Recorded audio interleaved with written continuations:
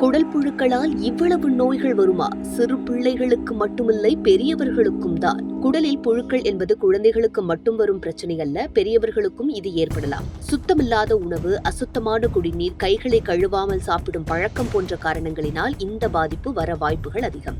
இதனால் வயிற்று வலி, பசியின்மை, உடல் சோர்வு, வயிறு உப்புசம் போன்ற பிரச்சனைகள் ஏற்படலாம். இதனை சாதாரணமாக எடுத்துக்கொண்டால் எவ்வளவு பெரிய விளைவாக மாறும் தெரியுமா? ஆரம்பத்திலேயே நீங்கள் தினசரி பயன்படுத்தும் உணவு பழக்கத்தின் மூலமே இவற்றை குறைக்கலாம்.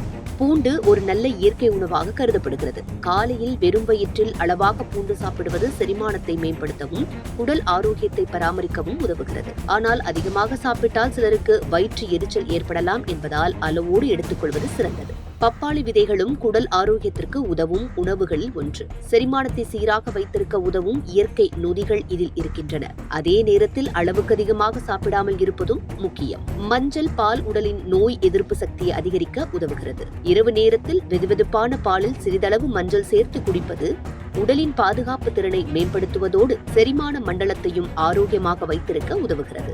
தேங்காய் தண்ணீர் உடலுக்கு தேவையான நீர்ச்சத்தை வழங்கும் சிறந்த இயற்கை பானமாகும். இது செரிமானத்தை சீராக வைத்திருக்கவும் உடலில் உள்ள கழிவுகளை வெளியேற்றவும் உதவுகிறது. அதேபோன்று நாள்தோறும் தயிர் போன்ற ப்ரோபயாட்டிக் உணவுகளை சேர்த்துக் கொள்வதும் உடல் ஆரோக்கியத்திற்கு சிறந்தது. குடல் புழுக்கள் வராமல் தடுக்க சாப்பிடும் முன்பும் கழிவறையை பயன்படுத்திய பிறகும் கைகளை சோப்பினால் நன்றாக கழுவ வேண்டும். காய்கறிகள் மற்றும் பழங்களை சுத்தமாக கழுவி உண்ண வேண்டும்.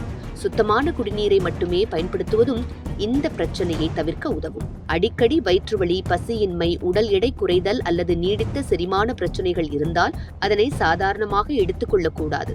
இயற்கை உணவுகள் உடலுக்கு துணையாக இருந்தாலும் குடல் புழு பாதிப்பு இருந்தால் மருத்துவரை அணுகி சரியான சிகிச்சை பெறுவதுதான் பாதுகாப்பான மற்றும் சிறந்த தீர்வாகும்.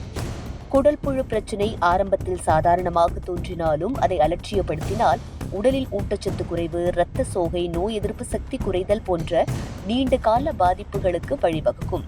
குறிப்பாக குழந்தைகள், பள்ளி செல்லும் மாணவர்கள் மற்றும் அடிக்கடி வெளியில் உண்பவர்கள் அதிக கவனத்துடன் இருக்க வேண்டும்.